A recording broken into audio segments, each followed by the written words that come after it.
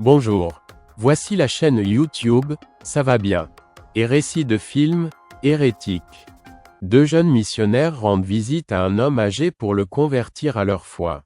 Le propriétaire s'avère être un expert de toutes les religions du monde et organise des tests de foi pour les filles. Télamouré, bientôt en France. Le film commence par une conversation entre deux missionnaires, Sœur Barnes et Sœur Paxton. Les filles discutent du livre Mormon et d'une vidéo pornographique. Dans ce dernier, Paxton a vu des remords sur le visage de l'actrice lorsqu'ils ont été surpris pendant le tournage, d'où elle a conclu à l'existence d'une matière aussi noble que l'âme. Les filles parcourent ensuite les rues avec leur vélo et invitent les passants à en apprendre davantage sur l'Église de Jésus-Christ, des saints des derniers jours. La plupart d'entre elles les ignorent, seuls les adolescents, sous prétexte de prendre un selfie commun, jouent aux filles missionnaires, retirant l'ourlet de Paxton pour voir des jupes culottes magiques. Les filles bouleversées arrivent au manoir où vivent messieurs Reed. Auparavant, ils s'intéressaient à l'église. Après avoir attaché leur vélo à la clôture avec un cadenas, les filles frappent à la porte sous la pluie qui commence, se préparant mentalement à cette propagande incessante. Le propriétaire leur ouvre la porte et invite les filles à entrer. Comme ils ne sont pas censés être seuls avec un homme, les missionnaires vérifient s'il y a des femmes dans la maison. Le propriétaire raconte que sa femme prépare la tarte aux myrtilles, après quoi les invités entrent. Alors que Reed sort chercher des friandises, les filles regardent autour de la maison et remarquent le panneau sur le mur qui dit « Bénis ce désordre ». Reed revient avec du soda, du café et une bougie parfumée. Il se demande comment les filles sont arrivées à la religion. Barnes admet que lorsque son père est mort, sa mère s'est tournée vers la religion, choisissant parmi plusieurs églises jusqu'à ce qu'elle se tourne vers les Mormons. Le propriétaire lui-même a longtemps étudié les religions, essayant de comprendre laquelle d'entre elles était vraiment vraie. Il connaît le livre Mormon et son auteur Joseph Smith.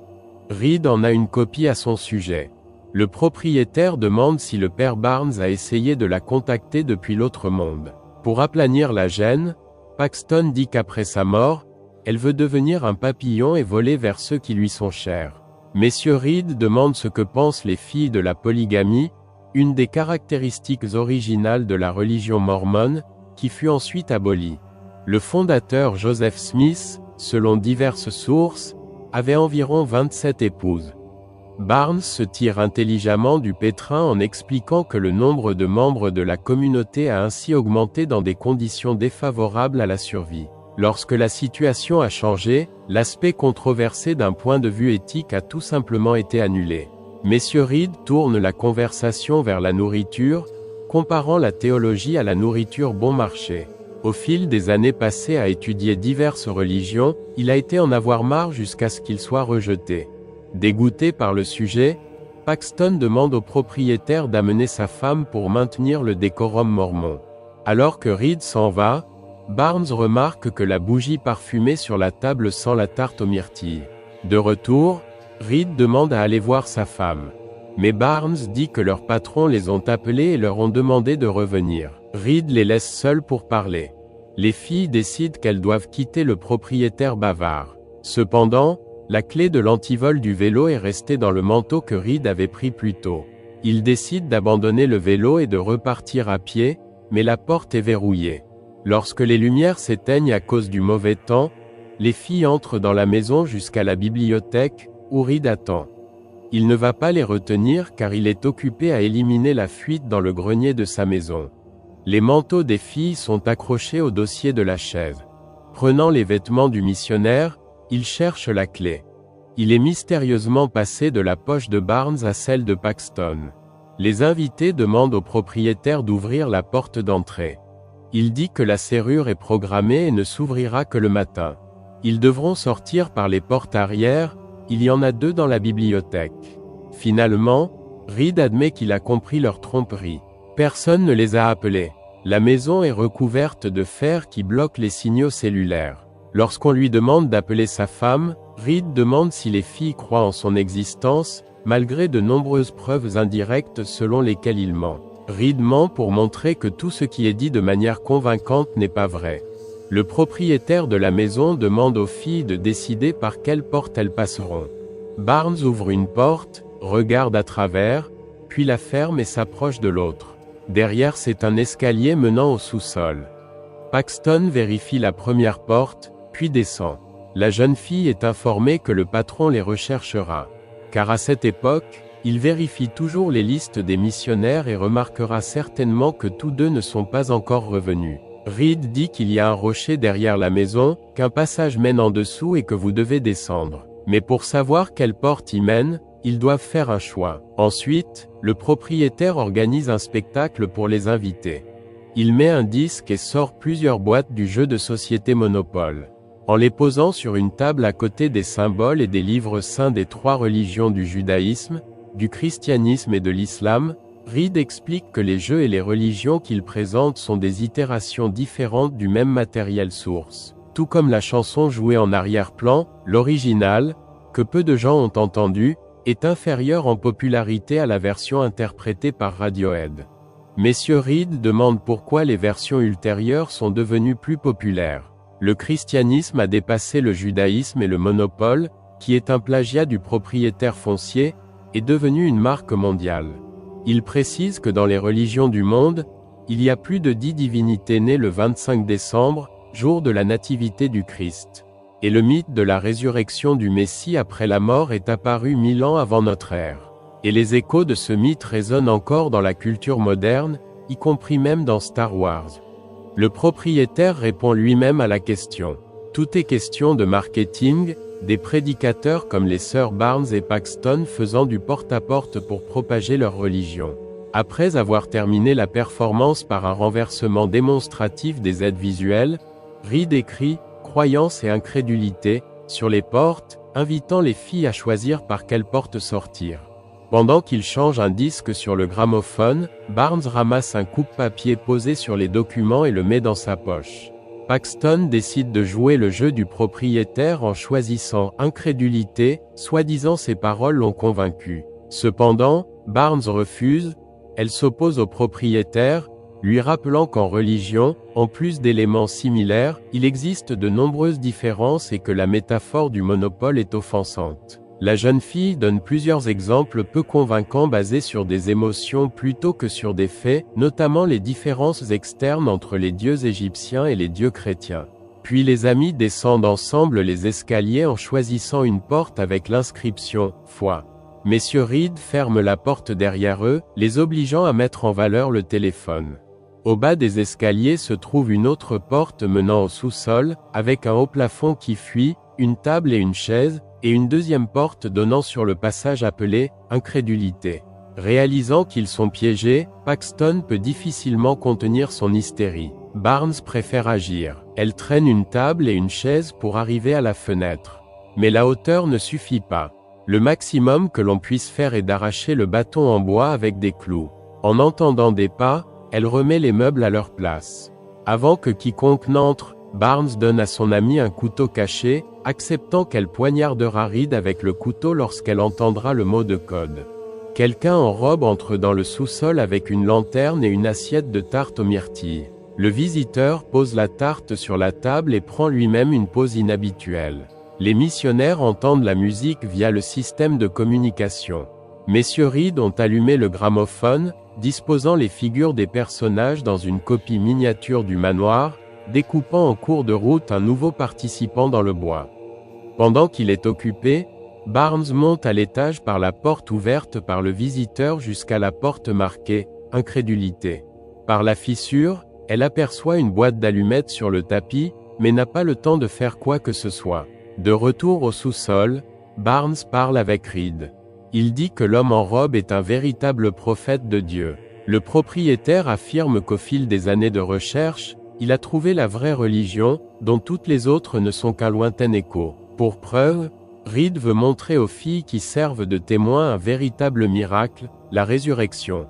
Les filles regardent le prophète s'asseoir à table et manger la tarte empoisonnée, puis tomber face contre terre. Le propriétaire demande aux captifs de vérifier le pouls et la respiration pour s'assurer que la femme est morte, malgré les spasmes musculaires volontaires. Barnes vérifie sa respiration et est convaincu qu'elle est morte. Pendant qu'ils attendent, Reed dit qu'en étant ressuscité, la femme dira ce qui se passera après la mort. L'attente est interrompue par un coup inattendu à la porte. Le patron de Mormon suivit leurs traces à la recherche de ses subordonnés. Les missionnaires montent les escaliers en courant, prêts à crier, mais cela ne sert à rien. Reed ferme les portes avant d'ouvrir la serrure déguisée de la porte d'entrée. Le propriétaire ment en disant qu'il n'a vu personne, tandis que les captifs tentent de tirer des allumettes sur le tapis à travers l'espace pour allumer un feu et donner un signal avec de la fumée. À ce moment, le patron de Mormon passe devant la clôture, d'où les vélos garés ont disparu, les captifs se rendent au match et en prennent difficilement quelques-uns. En descendant, Paxton remarque que le cadavre du prophète repose dans une position différente, mais Barnes ne lui permet pas de se laisser distraire. Il frappe des allumettes sur une pierre, essayant de mettre le feu à un morceau de tissu. Soudain, ils sont interrompus par le prophète réveillé. Après avoir vomi du liquide sur une allumette, la femme dit avoir vu une lumière aveuglante et des nuages, ajoutant enfin que c'est irréel. À ce moment, Reed descend pour emmener la femme ressuscitée. Puis il demande aux captifs ce que cela leur a dit. Il insiste sur le fait que l'au-delà existe, qu'il dispose de preuves indéniables et que les filles peuvent le constater par elles-mêmes. Cependant, Barnes ne le croit pas. Elle pense que l'homme veut simplement les persuader d'accepter volontairement la mort. La jeune fille dit que lorsqu'elle était enfant, elle a connu une mort clinique et a vu quelque chose de similaire à la description du prophète. Il s'agit d'une histoire typique d'hallucination de mort imminente que répètent de nombreux survivants de la mort. Tout en discutant avec les messieurs de Reed, Barnes insiste sur le fait que ce n'était pas un miracle, mais une astuce banale. Tout comme des jupes-culottes magiques. Après cette phrase, la lame du couteau lui coupe la gorge, mais ce n'est pas Paxton qui a coupé Reed, mais il a lui-même coupé le têtu Barnes. En regardant son ami saigner, Paxton panique et tente de s'échapper, mais la porte à l'étage est verrouillée. De retour, elle voit Reed, qui la convainc que son ami va désormais être ressuscité. Lorsque cela ne se produit pas, il lui fait une coupure au bras, là où la cicatrice est visible, et retire un corps étranger de la plaie. L'homme dit que c'est tout le problème. Barnes n'est pas vraiment réel, c'est un programme, c'est pourquoi elle ne ressuscitera pas. Il explique que le monde est soumis au concept du Tao, à savoir, il parle du rêve du papillon, respectivement, ils vivent dans une simulation, se réveillant dans le monde réel après la mort, puisque le programme de Barnes n'a jamais réellement vécu, alors il n'existe pas dans la réalité et n'a donc pas été ressuscité. Paxton n'y croit pas. Elle critique l'hypothèse en affirmant que l'implant est un contraceptif hormonal. La jeune fille croit qu'il n'y a pas eu de résurrection. Reed a réussi un tour avec un cadavre, remplaçant le cadavre de la femme par un double vivant pendant que les captifs recevaient des allumettes. Cependant, lorsque la Gazette a ajouté un impromptu sur l'irréalité à son discours préparé, cela a forcé l'hôte à improviser, proposant une version de simulation à la volée. Le propriétaire s'y oppose et dit qu'il doit alors y avoir une autre sortie au sous-sol et propose de la trouver. Paxton, attentif, remarque un drain sous la table où l'eau tombant du plafond s'écoule. Elle déterre une trappe camouflée menant à un tunnel par le bas. Reed propose de descendre et de voir par lui-même si elle a raison ou tort. Il dit aussi que là-bas, la seule vraie religion l'attend. Paxton descend et trouve un cadavre gisant dans une flaque d'eau. Reed ferme le couvercle derrière elle, la forçant à avancer. La jeune fille traverse plusieurs pièces séparées par des portes portant des symboles de différentes religions, puis se heurte à une porte verrouillée par un cadenas à vélo. Elle sort une clé de la poche de son manteau, réalisant que Reed avait tout planifié à l'avance, même le fait qu'elle, et non Barnes, serait là. Derrière la porte se trouve une pièce aux cages exiguës où croupissent d'autres captifs jouant les rôles de prophètes. Le propriétaire lui-même descend par un autre passage pour les nourrir. Paxton admet qu'elle a compris son plan astucieux pour l'attirer dans un piège et brouiller ses traces. Tout cela pour que ceux qui sont déçus par toutes les religions puissent transmettre une simple pensée au jeune esprit. La seule vraie religion est le contrôle. Tela Mouret, bientôt en France. Reed confirme sa supposition. Absolument toutes les religions ont été inventées par certaines personnes afin d'en contrôler d'autres. Il dit à la fille qu'elle a été contrôlée toute sa vie, contrôlant tout ce qu'elle fait, ce qu'elle mange et même quelle jupe-culotte elle porte. À ce moment, Paxton se souvient du couteau et l'utilise pour couper le cou du propriétaire. Laissant Reed saigner, la jeune fille court vers la sortie, mais son errance dans les couloirs déroutants la mène à nouveau au sous-sol, où repose le corps sans vie de son collègue, avec qui ils ont prêché ensemble. Là, elle rencontre Reed blessé, qui poignarde la jeune fille au ventre avec un couteau. Reed demande moqueusement à Paxton de prier. Elle lui parle de l'expérience. Le groupe de patients a été divisé en 2 groupes, certains ont fait l'objet de prières, d'autres non. Comme prévu, les prières n'ont apporté aucun résultat. Cependant, selon la jeune fille, la prière est une manifestation du souci de quelqu'un d'autre. Elle commence à prier pour eux alors que Reed, blessé, rampe vers elle pour la poignarder davantage. Après lui avoir mis un couteau sous la gorge, l'homme est frappé au visage avec un bâton muni de clous. Barnes, précédemment blessé, reprit ses esprits et se vengea. La jeune fille meurt dans les bras de son ami sauvé. Laissant les morts au sous-sol, Paxton monte à l'étage où, après avoir étudié l'agencement de la maison, il trouve une issue. La jeune fille marche dans la neige immaculée jusqu'à l'aube de sa nouvelle vie. Courbée par la douleur, elle remarque un papillon hors saison qui se pose sur sa main, exactement comme Paxton rêvait de le faire après sa mort. Soudain, le papillon disparaît, comme une hallucination mourante d'un cerveau mourant. Le film se termine sur cette note intrigante. Si vous avez aimé la vidéo et souhaitez plus de contenu comme celui-ci, n'hésitez pas à aimer, commenter et vous abonner, et n'oubliez pas de cliquer sur la cloche. Ces 4 étapes simples vous aideront à promouvoir mes vidéos, car c'est ainsi que fonctionnent les algorithmes de YouTube et cela me motivera à créer des vidéos plus intéressantes pour vous. Merci d'avoir regardé et à bientôt sur la chaîne YouTube Ça va bien.